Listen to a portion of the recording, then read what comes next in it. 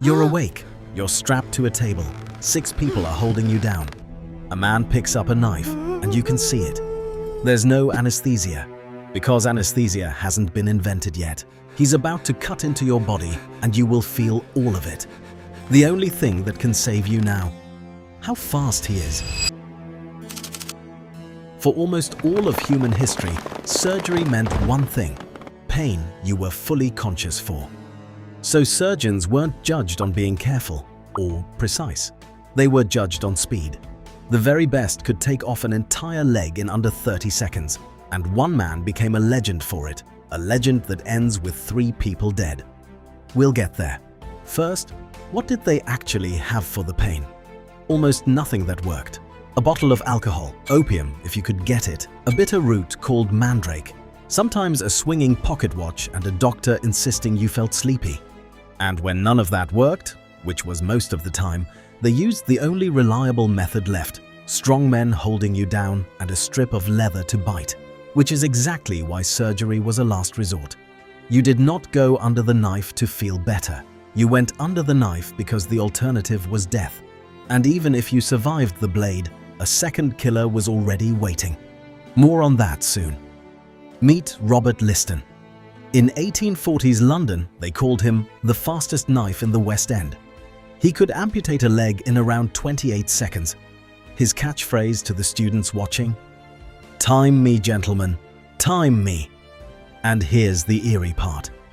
Liston washed his hands and his instruments decades before anyone understood why that mattered. But his speed is also why he's remembered for the most infamous operation in history. The story goes like this.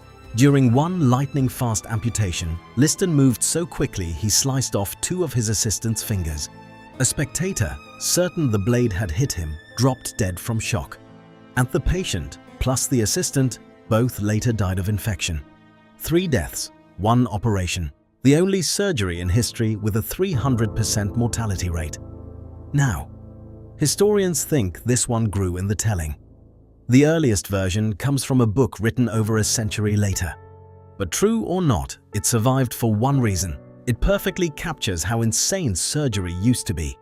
But here's the thing even the fastest knife couldn't fix. You could survive a flawless 28-second operation and still die a week later. Almost guaranteed. Why? Infection. Nobody knew germs existed yet. Surgeons wore aprons caked stiff with old blood and wore them like badges of honor. The dirtier, the more experienced. They thought pus oozing from a wound was a good sign. They literally called it laudable pus, praiseworthy pus. So entire hospital wards rotted with infection. Surviving the knife was only ever half the battle. Surgery needed 2 miracles. And in the autumn of 1846, in a single room in Boston, the first one finally arrived. October 16, 1846.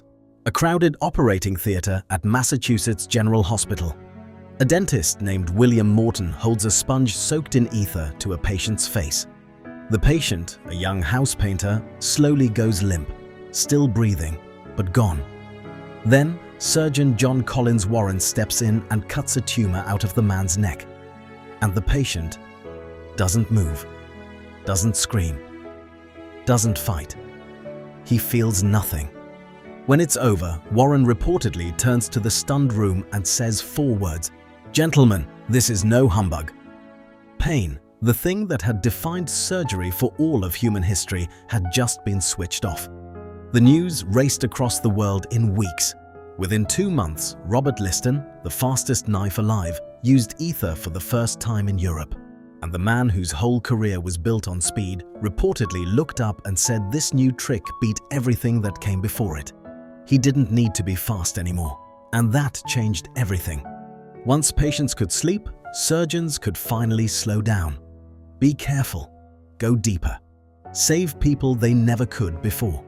So the next time you're put under for some routine operation and you wake up with no memory of it at all, remember that quiet, painless darkness is barely 180 years old. For almost everyone who came before you, they were awake the whole time. But here's what nobody expected. The very thing that finally killed the pain soon started killing the patients too. Next time, What happened when the cure became the new danger? Subscribe so you don't miss it.